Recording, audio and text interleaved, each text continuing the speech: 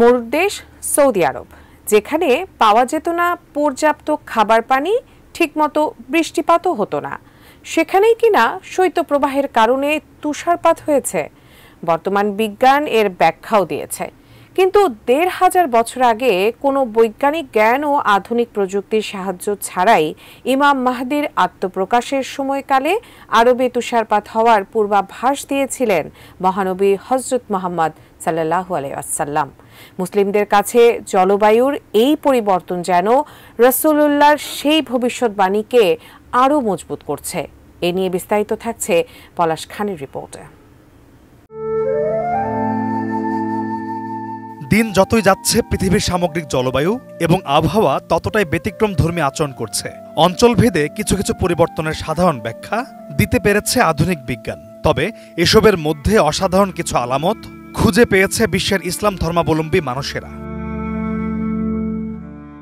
অভূতপূর্ব শৈত্যপ্রবাহে জমে যাচ্ছে মরুর দেশ সৌদি আরব। চলতি সপ্তাহে শুরু হওয়া শৈত্যপ্রবাহে সৌদি আরবের অনেক স্থানে তাপমাত্রা নেমে গেছে -৩ ডিগ্রিতে।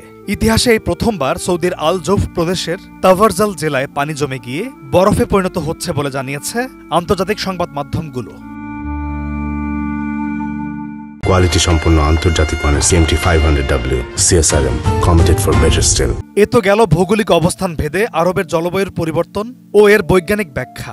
কিন্তু অবাক করা বিষয় হলো ১৫০০ বছর পূর্বে যে আরবে পর্যাপ্ত খাবার পানি পাওয়া যেত না, ঠিকমতো বৃষ্টিও হতো না, ছিল না কোনো আধুনিক প্রযুক্তি ও বৈজ্ঞানিক জ্ঞান, সেই আরবেই কিয়ামতের পূর্বে তুষারপাত হওয়ার বিষয়ে পূর্বাভাস দিয়েছিলেন আল্লাহর নবী হযরত মুহাম্মদ সাল্লাল্লাহু আলাইহি ওয়াসাল্লাম। ইমাম মাহদির আত্মপ্রকাশ প্রসঙ্গে মহানবী সাল্লাল্লাহু আলাইহি ওয়াসাল্লামের বলে যাওয়া প্রতিটি ভবিষ্যৎবাণীর মধ্যে এই পূর্বাভাসটি বেশ চর্চিত।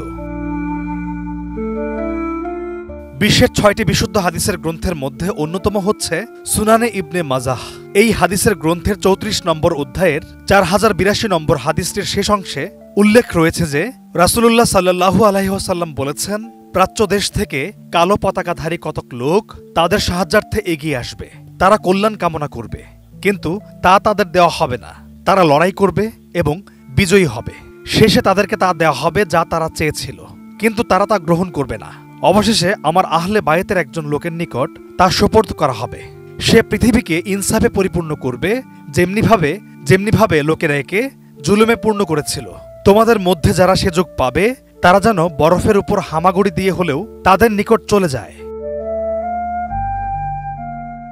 যে মরুভূমিতে ঠিকমতো বৃষ্টিপাতই হতো না, সেখানে একসময় তুষারপাত হবে কিংবা বরফে হামাগুড়ি দেওয়ার মতো পরিস্থিতির সৃষ্টি হবে, সে বিষয়ে ১০০০ বছর আগে কেই বা ভাবতে পেরেছিল?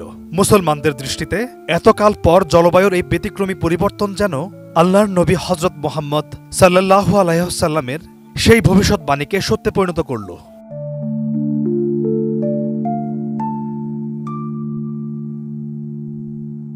পলাশ খান, ATN নিউজ।